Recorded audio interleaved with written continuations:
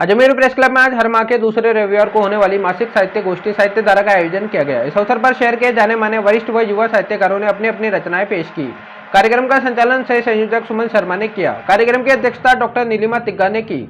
इस अवसर पर युवा साहित्यकार अमनदीप कौर ने अपने जन्मदिवस के अवसर पर चॉकलेट वितरित की। इस अवसर पर गोविंद भारद्वाज, डॉक्टर ब्रिजेश माथुर, संदीप पांडे, डॉक्टर पूनम पांडे, तस्दीक अहमद, प्रदीप गुप्ता, देवदत्त शर्मा, भावना शर्मा, विनीता बाड़मेरा, सुब्धा भार्गव, लता शर्मा, मुकेश आर्य, तेज सिंह कछावा, तान सिंह शेखावत, शंकर लाल दादिज, अमनदीप कौर, रेखा भाटिया, बनवारी लाल शर्मा, डॉक्टर के शर्मा, गौरव दुबे, जय गोपाल प्रजापत आदि उपस्थित रहे। अंत में प्रदीप गुप्ता ने सभी का आभार व्यक्त किया। विवाह के साल भर बाद ही कोरोना के कारण उसकी माँ और पिताजी दिवंगत हो गए। सरला के सास ससुर ने कहा कि बहू, बेटा बेटी समान है, पिता की संपत्ति में तुम्हारा भी है, हमारा कोई लोभ नहीं है। तुम जाकर अपने दोनों भाइयों से अपना हक मांगो। अगर तुम्हारे भाई मना करें तो हम तुम्हारी कानूनी सहायता करेंगे। सरला सुशिक्षित थी, स्वयं की उच्च पद पर नौकरी थी तथा आर्थिक दृष्टि से आत्मनिर्भर थी। वह सास ससुर के लोग को भली भांति पहचानती थी। उसने दृढ़ता से जवाब दिया, मेरा हक तो मेरे ससुराल में निहित हो गया है। आवश्यकता होगी तो मैं मेरे भाइयों की भी मदद करूंगी, ये भी मेरा हक है जिसमें आपका सहयोग अपेक्षित है। सास ससुर दोनों निस्तब्ध। क्वारंटाइन उसके ऊपर है छोटी सी लघु कथा है कि रोहित जब दादी के कमरे में खाना देने गया तो दादी ने पूछा, बेटा रोहित, ये क्वारंटाइन क्या होता है? टीवी में बता रहे थे कि कोरोना से संक्रमित रोगियों को और विदेश से आए व्यक्तियों को 14 दिन क्वारंटाइन पर रखा जा रहा है। रोहित बोला, दादी, क्वारंटाइन पर रखे जाने वाले व्यक्तियों को 14 दिन तक एक अलग कमरे में रखा जाता है। उसी कमरे में उनको खाना पीना और दवाइयां आदि दी जाती हैं। उनका बाथरूम भी अलग होता है, ना वो कहीं बाहर जा सकते हैं, ना उनसे कोई मिल सकता है। अच्छा दादी, अब मैं जा रहा हूँ, खाना रखा है, आप खा लेना। रोहित के जाने के बाद दादी सोच रही थी, अगर यही क्वारंटाइन है तो मैं तो पिछले 7 साल से, जब से रोहित के दादाजी की मृत्यु है, क्वारंटाइन पर ही हूँ। वाह वाह वाह वाह वाह वाह। एक सवाल भी है हम सबसे, खुद से भी सबसे, आपका खुद से कभी भी हो चुका है सामना क्या?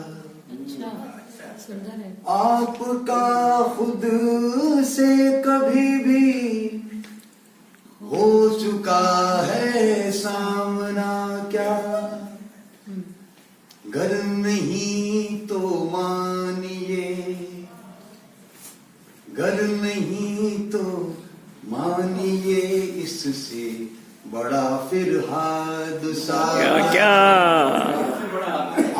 आपका खुद से कभी भी हो चुका है सामना क्या? गर नहीं तो मानिए, इससे बड़ा फिर हादसा क्या? भावनाओं के परिंदे,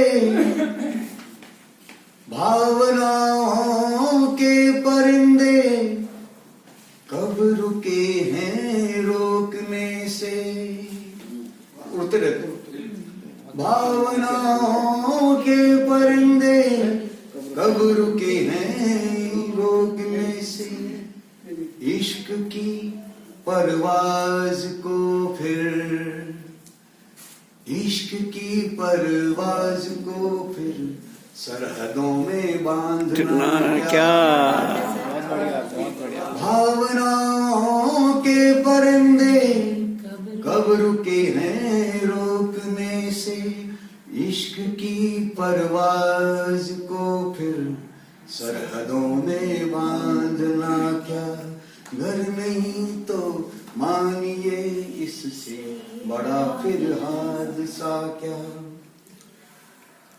एक रीडिंग देखिए, जिंदगी एक काफिला है, जिंदगी एक काफिला है, हम सभी इसके मुसाफिर।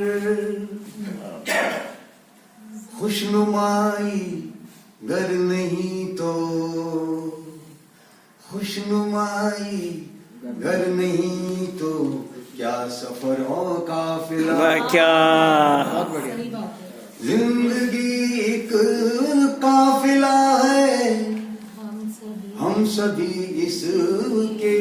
प्रेम जाने क्यों हमारी देहरी पर गा रहा है आज फिर से गीत कोई। प्रेम जाने क्यों हमारी देहरी पर गा रहा है आज फिर से गीत कोई। है सुनिश्चित दूरियां अलगाव जग से, उस सफर का बन रहा है नीत कोई। प्रेम जाने क्यों हमारी देहरी पर चाह कर भी रोक पाना हो रहा मुश्किल स्वयं को। चाह कर भी रोक पाना हो रहा मुश्किल स्वयं को। कौन जादू है न जाने खींचता उस पार हमको। प्यार तो एक बार होता है सभी को इस जगत में, ये यूनिवर्सल ट्रुथ। प्यार तो एक बार होता है सभी को इस जगत में। सच बताने में लगा है दिल हमारा इस भरम को। तो प्राण सूने साज पे विस्मृत पड़े जब, धड़कनों में ला रहा संगीत कोई। प्रेम जाने क्यों हमारी देहरी पर। दूसरा बंद सुनिएगा। रात की ख्वाहिश न जाने शाम से क्यों हो रही है। ये एक प्रेम का मतलब वैचारिक दृष्टिकोण रहता है कि जल्दी से रात होने की उम्मीद रहती है व्यक्ति को, कि रात की ख्वाहिश न जाने शाम से क्यों हो रही है। ख्वाब तज कर फिर अचानक आंख आंसू बो रही है। ख्वाब तज कर आंख फिर से आंख आंसू बो रही है। मोल पीड़ा का चुकाने राम वन में आ गए हैं। चरण से लग कर शिला फिर से अहिल्या हो रही है। हार फिर से आज खुशियां दे रही है। हार फिर से आज खुशियां दे रही है और पीड़ा दे रही है जीत कोई। प्रेम जाने क्यों को देता दिखाई, हकीकत में मंजर वो होता नहीं है। जगत में जो हमको देता दिखाई, हकीकत में मंजर वो होता नहीं है।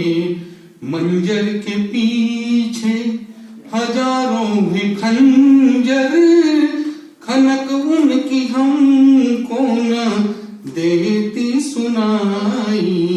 जगत में जो हमको देता दिखाई, हकीकत में मंजर वो होता नहीं है।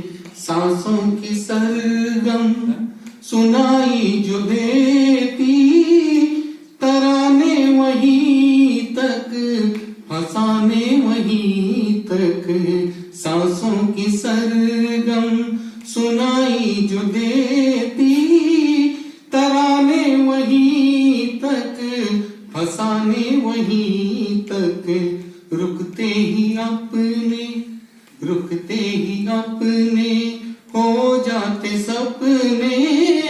सपने हकीकत में मयस्सर नहीं है। जगत में जो हमको देता दिखाई, हकीकत में मंजर वो होता नहीं है। जालिम जमाना जमाने की बातें, बातों में मलाई दिखा अहिंसा। शुरुआत करी वो कहानी आप लोगों के सम्मुख है। तो पहला प्रयास है, कैसा लगेगा ये आप रेट करेंगे। कहानी का शीर्षक है उसका वैलेंटाइन। 12वीं तो जैसे तैसे पढ़ ली, तब किताब में टका नहीं लगता, सोच रहा है काम धंधा शुरू कर लूं। फिरोज ने तौलिए से बाल पूछते हुए अपनी अम्मी से पूछा, देख ले तुझे जैसा ठीक लगे, तेरे अब्बू तो काम शुरू करने में कोई मदद ना दे पाएंगे। हाँ मुझे पता है अम्मी, मैं सोच रहा हूँ फास्ट फूड का एक ठेला लगा लूं। चौपटे पर सुबह बहुत सारे मजदूर इकट्ठे होते हैं, उनके लिए पोहा और पराठा सस्ते दाम पर खिलाऊंगा। पैसे के साथ पुण्य दोनों की कमाइयां हो जाएगी। पर तू शुरू करने के लिए पैसे कहाँ से लाएगा? घर में तो 1000 रुपये भी नहीं है, 10,000 की जरूरत पड़ेगी। अजीत अंकल से उधार लेने की सोचा है, रहीम चाचा भी दे सकते हैं, पर अगले महीने शबनम आपा की शादी है, उनसे मांगना ठीक ना होगा। एक बार काम जम गया तो 8-10 हजार रुपये तो महीने में कमा ही लूंगा। फिरोजा और फखरुद्दीन पढ़ने में ठीक है, इनके लिए कोई व्यवधान नहीं आएगा। अम्मी अवाक मुंह से फिरोज का चेहरा तक रही। सजल आंखें अचानक बड़े हो गए, बेटे को आशीष बरसा रहे थे। यार मदन, मेरे साथ शाम को चल दियो, काम के लिए ठेला तैयार कराया है, उसको तुझे दिखाना भी है और लाने में मदद भी चाहिए। तो अब हवाई जहाज उड़ाने के सपने देखने वाला दोस्त सड़क पर ठेला दौड़ाएगा? हाँ भाई, सपने में तो अब जहाज ही उड़ेंगे, पर जमीन पर 4 पहिए के ठेले के मजे ले लेते हैं। स्वस्थ भोजन कॉर्नर ठेले पर सामने टीन के बोर्ड पर लिखा देख मदन और फिरोज कुछ पल एकदम एक टक निहारते रहे। फिर 6x4 फीट की संपत्ति को फिरोज मदन को समझाने लगा। यहाँ पर गैस का चूल्हा आएगा, यहाँ भगोने और एक बड़ी कढ़ाई रखूंगा, भगोने में सब्जी गर्म मिलेगी, कढ़ाई में पोहे तैयार होंगे, दूसरी तरफ गरम गरम 5 तरह के पराठे बनाने की व्यवस्था रहेगी। अबे इतना सब तो अकेले कैसे संभालेगा? थोड़े दिन तेरी मदद के लिए मैं आ जाऊंगा। नहीं मदन, मेरे काम की आदत तो मुझे ही डालनी पड़ेगी। मेरे हाथ से बने खाने का जब स्वाद लेना हो तब बाकी यारों के साथ आ जाना। फिरोज की आवाज में स्नेह से लिपटा धन्यवाद झलक रहा था। जुम्मे के दिन सुबह सुबह ठेला नियत जगह पर पहुंच गया। कुछ लोग पहुंचते ही जिज्ञासावश फिरोज से सवाल करने लगे, हाँ भाई क्या खिला रहे हो? आलू प्याज पालक गोभी पराठा 5 रुपए, पनीर पराठा 10 रुपए, पोहा और गुलाबी सेब के साथ 6 रुपए प्लेट। अच्छा जरा बनाओ तो 2 पनीर के पराठे, आज टिफिन में नहीं ला पाए भाई। 20 बरस के 2 अलमस्त मजदूरों ने पहला ऑर्डर दे डाला। बस 5 मिनट बोलकर फिरोज बिजली की गति से हाथ चलाने लगा। पहले से ही तैयार माल को मेरा शीर्षक है फर्ज। जी।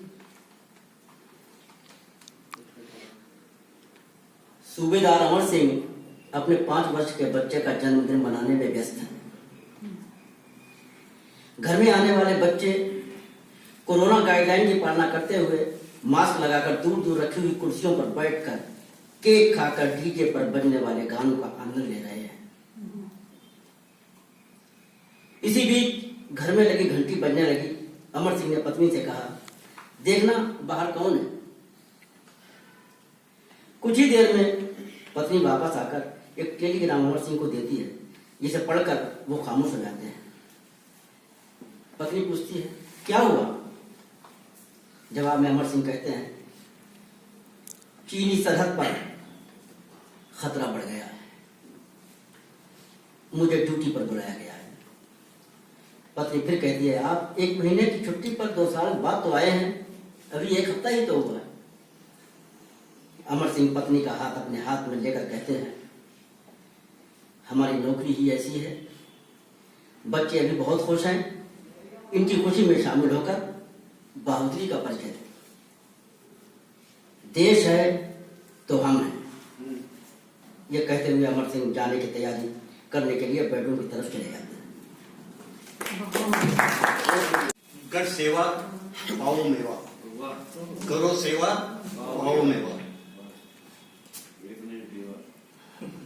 फोन की घंटी बजी और पिताजी ने दौड़कर फोन को उठाया। उधर से अजनबी आवाज आई। पिताजी ने पूछा, कौन बोल रहा है? उधर से आई आवाज कि मैं डॉक्टर बोल रहा हूँ, आपका बेटा हमारे अस्पताल रामस्नेही में भर्ती है, आप जल्दी आ जाइए। उसके माँ बाप दोनों घबरा गए और घबराए हुए अस्पताल गए। बेटे को देख के बहुत घबरा गए, लेकिन डॉक्टर ने उनको ढांढस बनाया, हिम्मत दी और उनको हिम्मत से अपने बेटे के साथ काम किया। डॉक्टर ने बेटे को संभाला और कहा कि आप घबराइए मत, आपका बेटा ठीक हो जाएगा। कुछ दिन बेटा हॉस्पिटल में रहा, अस्पताल में रहा। उसके बाद ठीक होकर के घर चला गया। घर जाकर के कुछ दिन बाद उसने अपनी पढ़ाई शुरू की और वह अच्छी लगन से अपनी पढ़ाई करता और समय मिलता तो अपने माँ बाप की पूरी सेवा करता था। उसने परीक्षा दी, परीक्षा में प्रथम स्थान उसने प्राप्त किया। उसके लिए विदेशों से फोन आने लगे कि हमारे यहाँ सर्विस करने आ जाओ, नौकरी करने आ जाओ। लेकिन उसके माता पिता ने कहा कि बेटा बाहर जाओ और काम करो, लेकिन उसने मना कर दिया कि नहीं, मुझे क्या बाहर भेज करके आपकी सेवा से वंचित करना चाहते हो। और उसने बाहर जाने से मना कर दिया। उसने कहा मैं घर के पास ही रह करके कोई नौकरी करूंगा और आपकी सेवा करता रहूंगा। उसको घर के आसपास ही अच्छी नौकरी मिल गई। वह नौकरी करता और घर आकर के अपने माँ बाप की सेवा करता। उसकी शादी हो गई। शादी के बाद दोनों पति पत्नी माँ बाप की खूब सेवा करते थे, माँ बाप आशीर्वाद देते थे। और इससे यही कहानी है कि जो करेगा सेवा वो पाएगा मेवा। भगवान की उसी की सहायता करता है जो सेवा करता है। भारती और विपिन दोनों सरकारी महकमे में काम करते थे। विपिन जलदाय विभाग में तथा भारती पास ही के गांव में सरकारी स्कूल में पढ़ाई जाती थी। उसके 2 बच्चे थे, राशि और अनीश। वे क्रमशः कक्षा 4 और 6 में पढ़ते थे। भारती सुबह 8 बजे खाना बनाकर चारों के टिफिन पैक कर निकल जाती और शाम को 6 बजे लौट कर आती थी। विपिन 5:30 बजे तक ऑफिस से आते थे। स्कूल से आने के बाद बच्चे घर पर अकेले ही रहते थे। अड़ोस पड़ोस में व्यवहार अच्छा होने के कारण पड़ोसी बच्चों का ध्यान रखते थे। एक चोर इन सब बातों की लगभग 1 माह से रैकी कर रहा था। वह बच्चों से कभी कभी बातें भी करता था। एक दिन मौका पाकर चोर घर में घुस रसोई में बनी अलमारी के ऊपर छुपकर बैठ गया तथा सोचा कि जब ये लोग सो जाएंगे तो मैं चोरी करके चुपचाप निकल जाऊंगा। शाम को भारती ने आने के बाद चाय बनाई तो चोर का मन भी चाय पीने को हुआ, क्योंकि अदरक तुलसी की महक चोर तक भी जा रही थी। परंतु भारती 2 कपों में चाय छानकर ले गई। अब रात को 8 बजे भारती ने खाना बनाया, दाल, सब्जी और फुलके। भारती पहले बच्चों को खाना परोस ही रही थी कि मोबाइल की घंटी बजी। भारती खाना खुला छोड़कर फोन सुनने चली गई। जब लौट कर खाना परोसने लगी तो चोर से रहा नहीं गया और वह ऊपर से नीचे कूदा और बोलता हुआ भाग गया कि इस दाल को कोई मत खाना वरना सब मर जाओगे, क्योंकि जब तुम बाहर फोन सुनने गई थी तो इसमें छिपकली गिर गई है। दाल में देखा तो सच में छिपकली पड़ी थी। इस प्रकार एक चोर ने चारों की जान बचाकर मानवता का परिचय दिया, जबकि उसका पेशा अवैध था। माता पिता की इकलौती संतान था। बचपन में ही माता पिता का साया सिर से उठ गया। माँ के साथ नियम से रोज मंदिर जाया करता था। वहाँ पंडित जी से सुनता आया था कि दूसरों की सेवा में ही परम धर्म है, दूसरों की सेवा ही परम धर्म है। पंडित जी बोला करते थे कि सारे तीर्थ बार बार, गंगा सागर एक बार।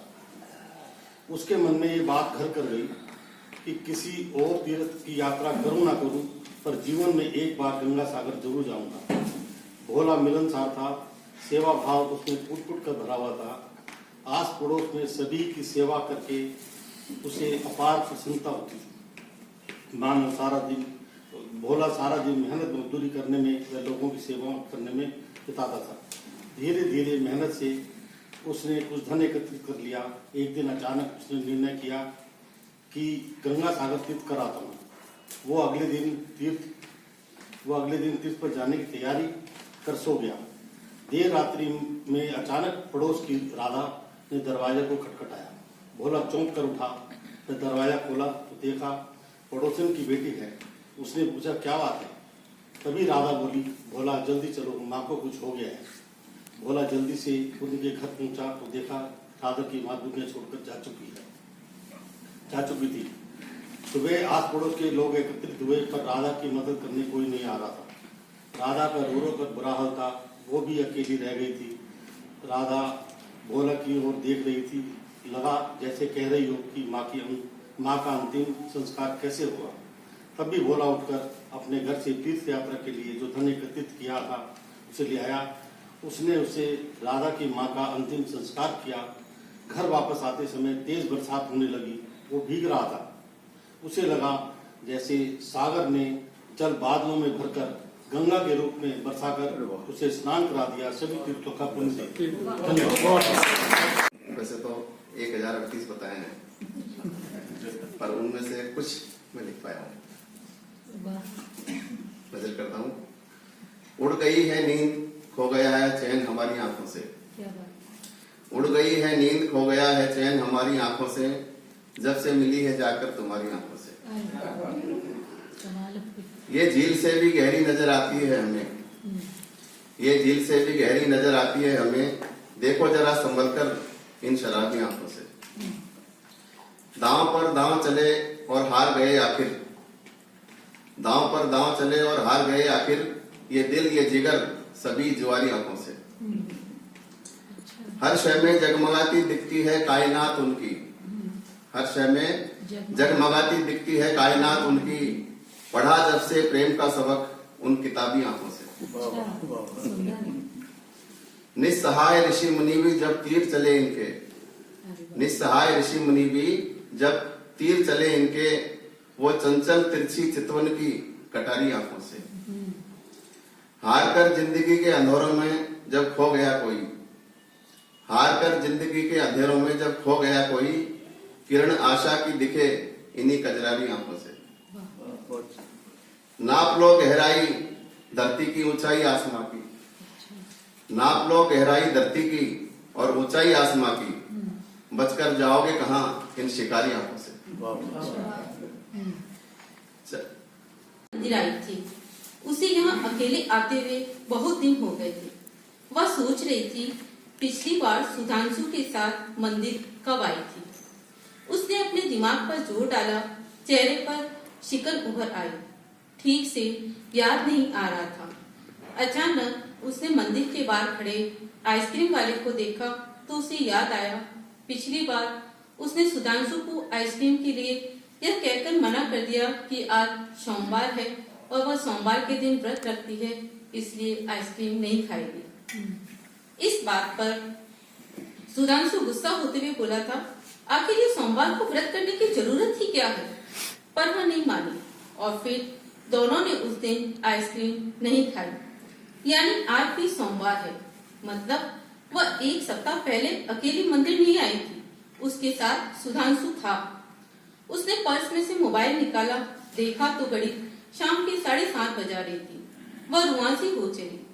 सुधांशु से मिले उसे 6 दिन हो गए हैं और मन ही मन उसने सोचा पहले भी तो उसके और सुधांशु की लड़ाई हुई है, कभी वह मनाता तो कभी वह मनाती, पर दूरियां इतनी तो नहीं थी कि वो नजदीक आने की उम्मीद ही नहीं करती। उस सोमवार के बाद ऑफिस से आते हुए किसी छोटी सी बात पर उसका झगड़ा हो गया। तब से दोनों में बोलचाल बंद हो गई, पर उसने उम्मीद नहीं छोड़ी। सुधांशु रोज शाम मंदिर आता था और उसे भी मंदिर आने की आदत सुधांशु के कारण ही लगी। इसलिए उसने सोचा मंदिर तो वह आएगा ही, लेकिन 6 दिन उफ बहुत हो गया। अब चांद और तारे अब आकाश में अपनी अपनी जगह बनाने लगे थे। अंधेरा धीरे धीरे पसर रहा था और उसका दिल बैठा जा रहा था। सब सामान्य होता तो शायद इतनी फिक्र नहीं होती, पर दोनों की ये छोटी सी नासमझी कहीं दूरियां न ले आए उनके मध्य। गला सूख रहा था, पर्स से पानी की बोतल निकाल उसने 2 घूंट पानी पी लिया, पर करार नहीं आया। बार बार मोबाइल पर हाथ जाता और न जाने क्या कुछ सोचकर रुक जाता। आखिर उससे रहा नहीं गया। एक अंतिम कोशिश की जाए, उसने फोन लगाया, पर दूसरी तरफ वाले ने फोन नहीं उठाया। उसे चिंता होने लगी, माथे पर पसीना आ गया। उसने अपने आप को ठीक करने की कोशिश की, पर शाम की उदासी उसके मन को बोझिल करने लगी। उसने व्हाट्सएप पर एक मैसेज भेजा, तुम ठीक हो? हाँ, और तुम भी ठीक होगी।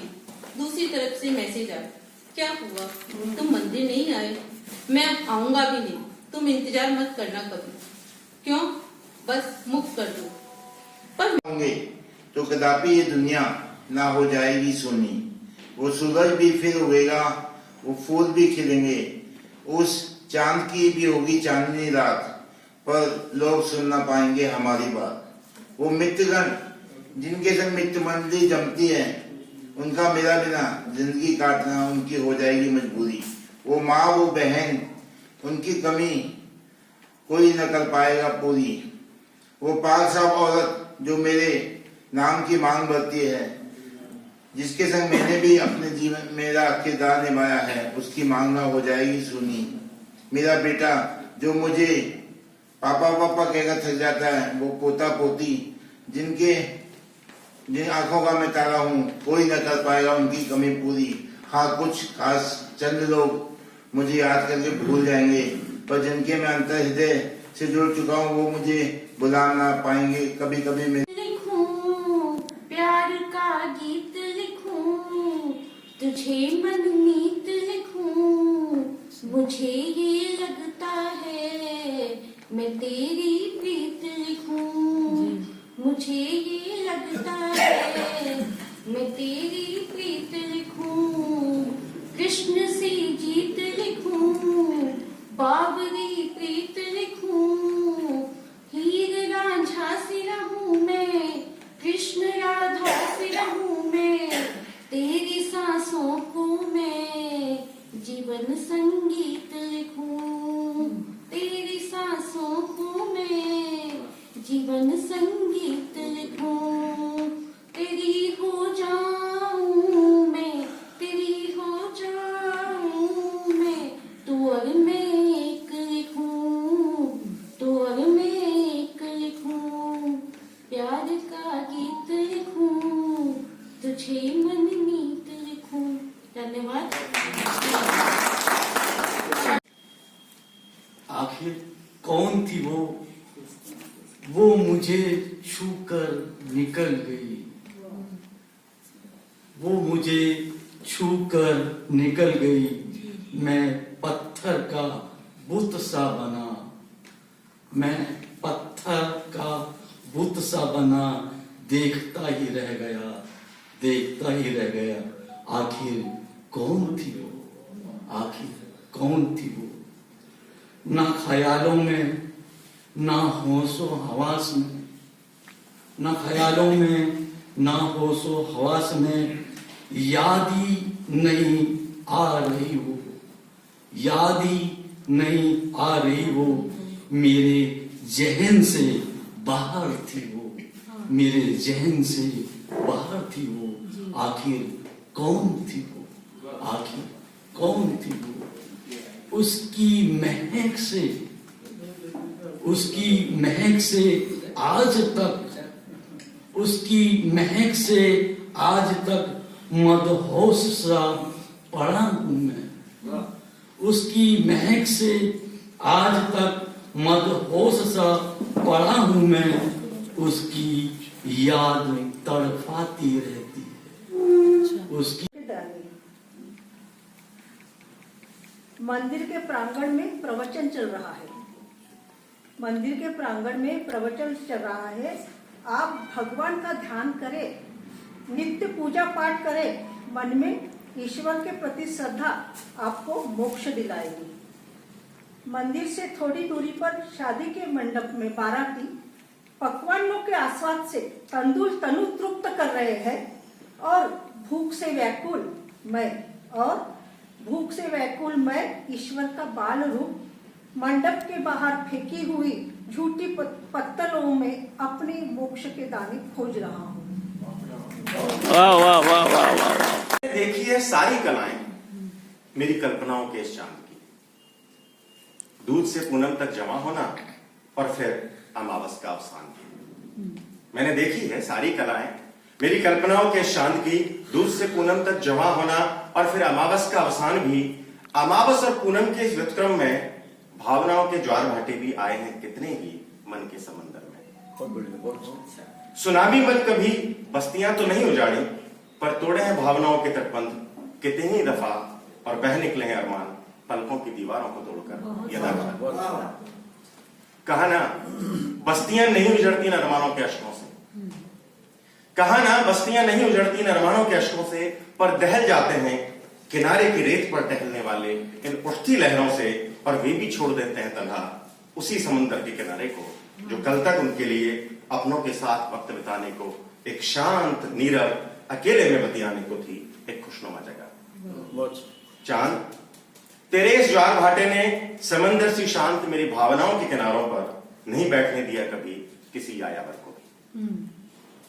पर ये दोनों की नियति है, तुम्हारी उपस्थिति को ही बनना है कारण ज्वार भाटे का, और मुझे ही करना होगा प्रयास भावनाओं के समंदर को अपनी सीमाओं में रखने का। कैसे उसे मनाऊं जी, हर जाए बलमवार उठ गया, कैसे उसे मनाऊं जी, कोई जतन तो ऐसा बता दो मैं मन को समझाऊं जी।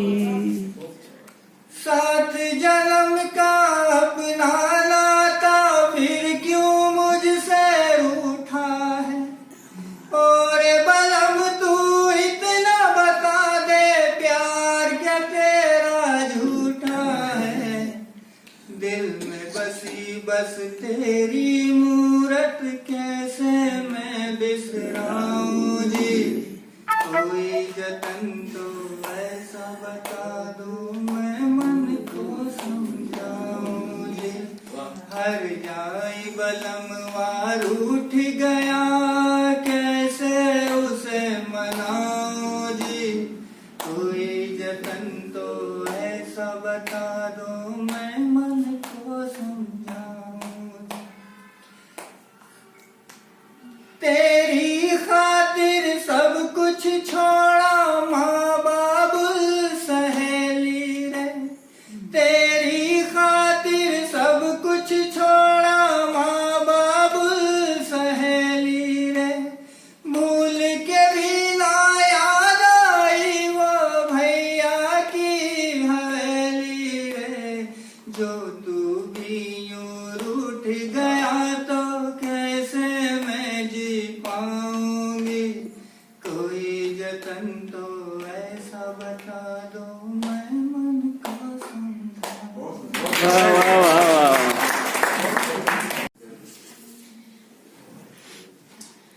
रेडियो साहस है जीवन का, रेडियो साहस है जीवन का, रेडियो से ही जीवन में है झनकार। मंजिल कोई भी हो हम सबकी, रेडियो ने ही कदमों को दी रफ्तार।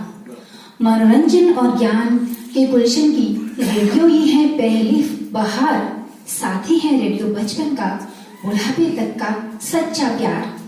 भागदौड़ भरे जीवन में रेडियो प्यारा सा घर द्वार, सीमाओं के प्रहरियों का रेडियो ही है सच्चा यार।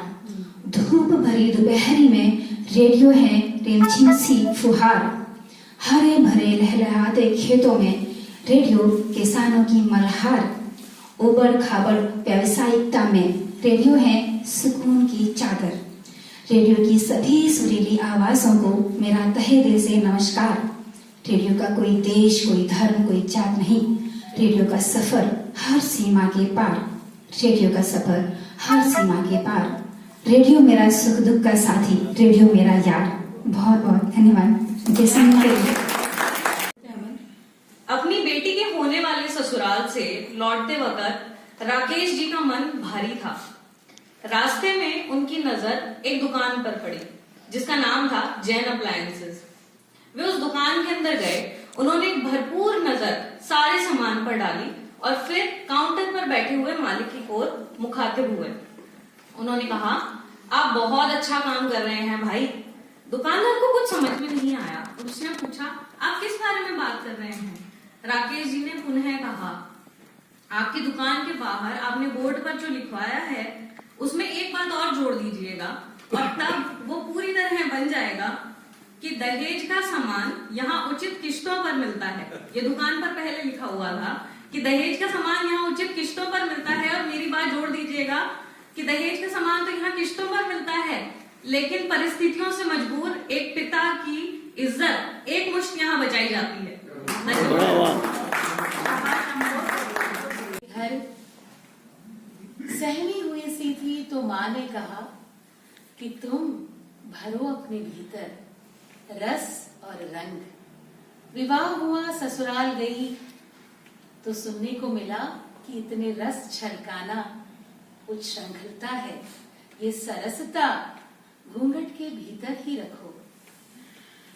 बड़े बच्चों के साथ रहने लगी तो सुनने को मिला कि रहने दो माँ, अब तुम्हारी बातों में न रस है न रंग है, तुम अपने एकांत को जियो।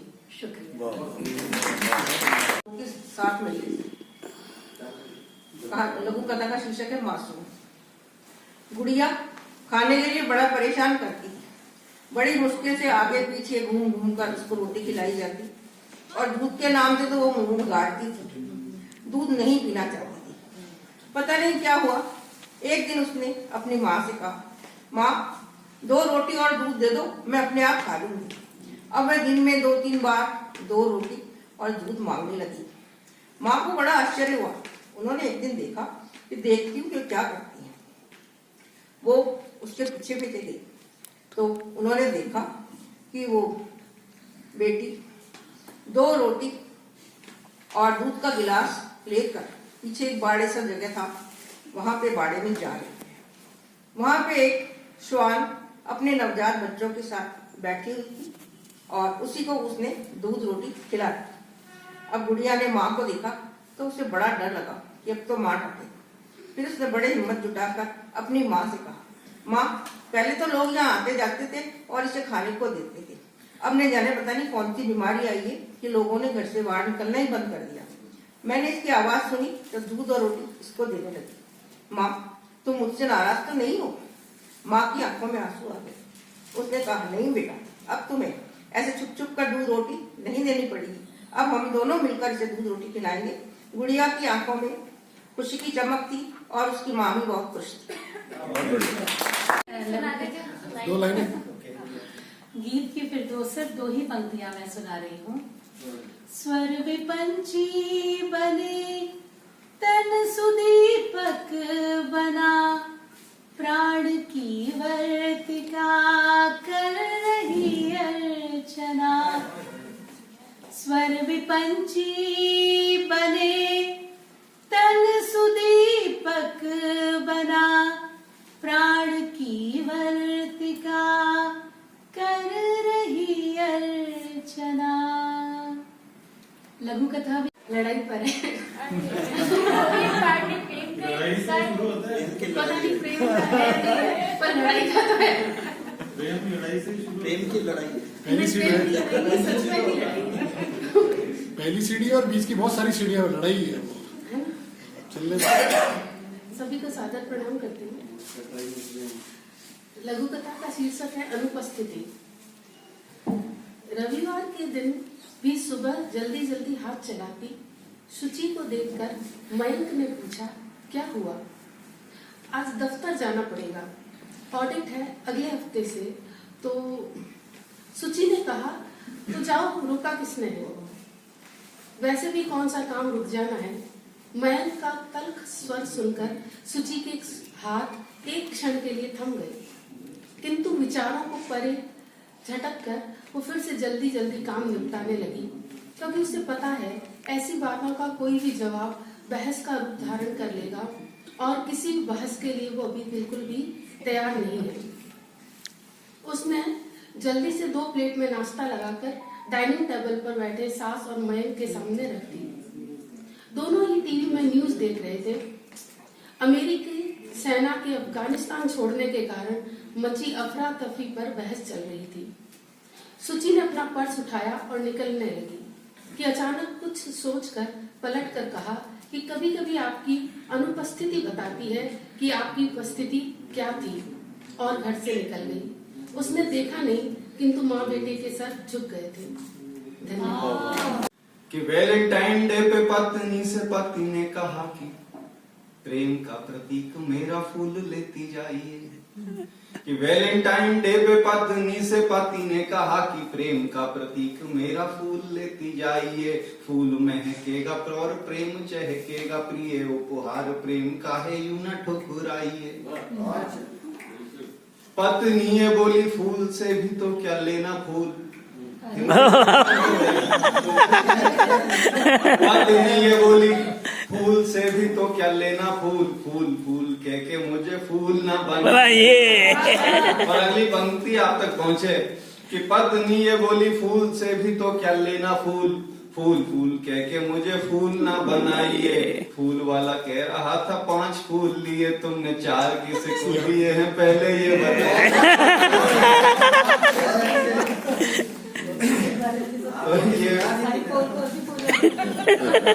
कृपया आसपास से फूल ना खरीदे।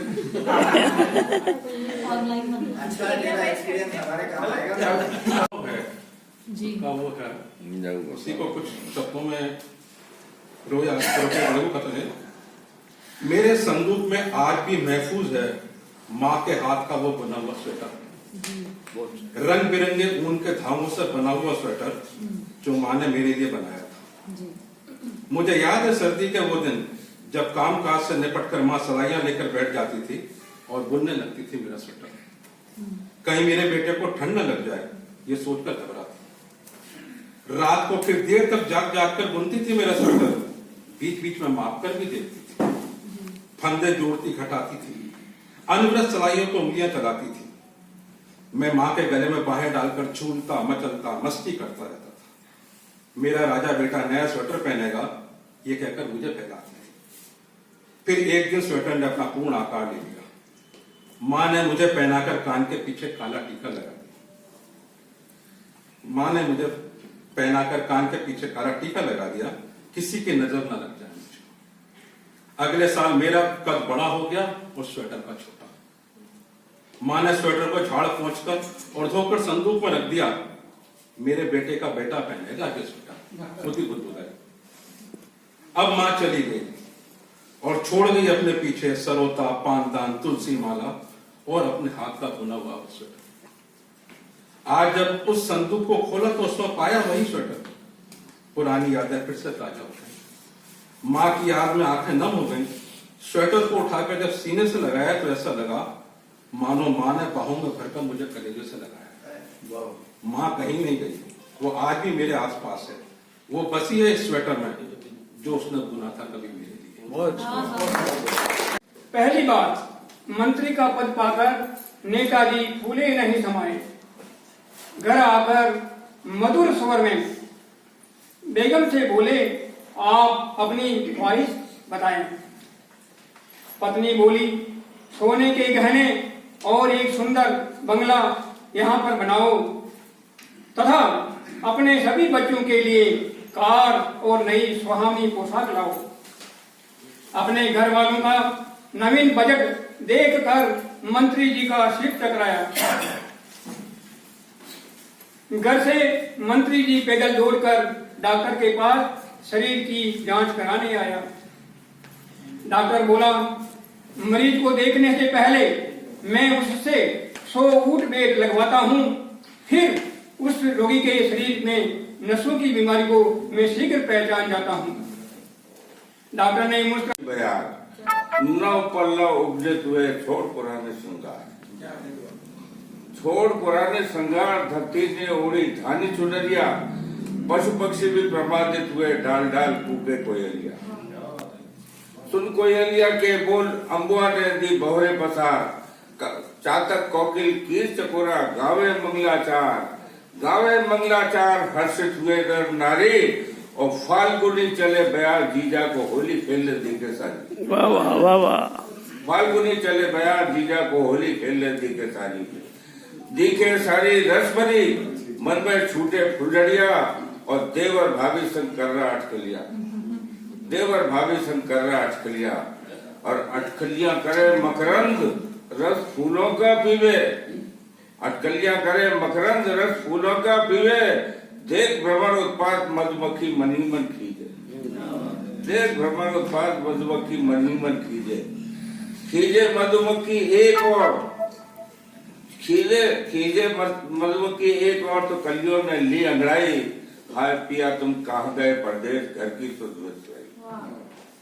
बिसराई सुध घर की, नहीं भेजी अब तक पतिया, भूले सब वो राग द्वेष की बातें जब तन्हाई में बुनते थे प्यार की लड़ियां, भूले वो सब राग द्वेष की बातें जब तन्हाई में बुनते थे प्यार की लड़ियां। जीवन पथ के राही तुम कैसे भटके राहों में, जीवन पथ के राही तुम कैसे भटके राहों में, और सूख रही तुम्हारी रजनी। शीर्षक है विश्वास, लेकिन मेरी पहले कथा सुनिए फिर आप सोचिएगा। तो मेरी कथा है विश्वास। साथ चलते चलते कितना वक्त बीत गया पता ही नहीं चला। आज 10 साल का रिश्ता है हमारा। कई बार शादी की बात हुई, पर सदैव उसकी कोई ना कोई समस्या अड़चन बन गई।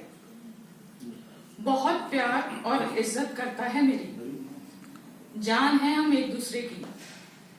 तबादले के बाद 2 साल से दूर रहना पड़ रहा है। इस बसंत पंचमी को हम विवाह सूत्र में बंधने वाले थे, बसंत तो बीत गया। धन्यवाद। होता नहीं हर फैसला सिक्का उछाल के, ये दिल का मामला है जरा देखभाल के। मोबाइल के दौर में आशिकों को क्या पता, मोबाइल के दौर में आशिकों को क्या पता, खत में रख देते हैं कलेजा निकाल के। प्रदीप जी की जो लघु कथा है उस पर कोरोना पर ही है। कथा प्रस्तुत है। देखो जी, इस दीवार की नमी कभी जाती ही नहीं। कितने ही जतन कर लिए हम लोगों ने, कभी जाएगी भी नहीं, चाहे लाख जतन कर लो। क्यों?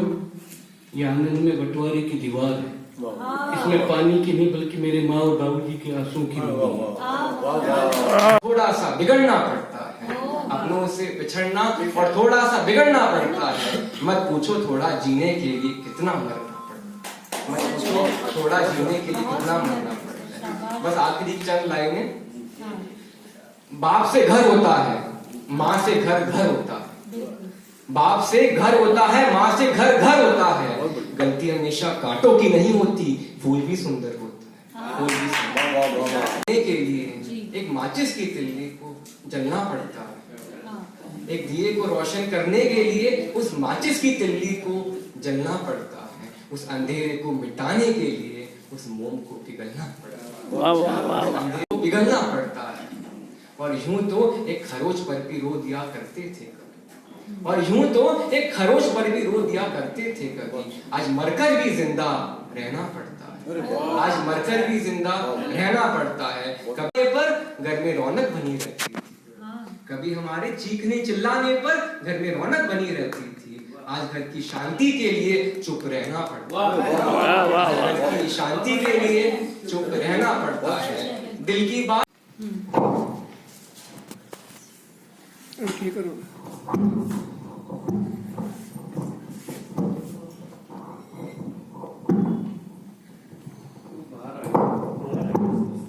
कोई इरादा न था, पर रुकते आखिर कैसे जब तू ही हमारा न था, पर रुकते आखिर कैसे जब तू ही हमारा न था। और इसी के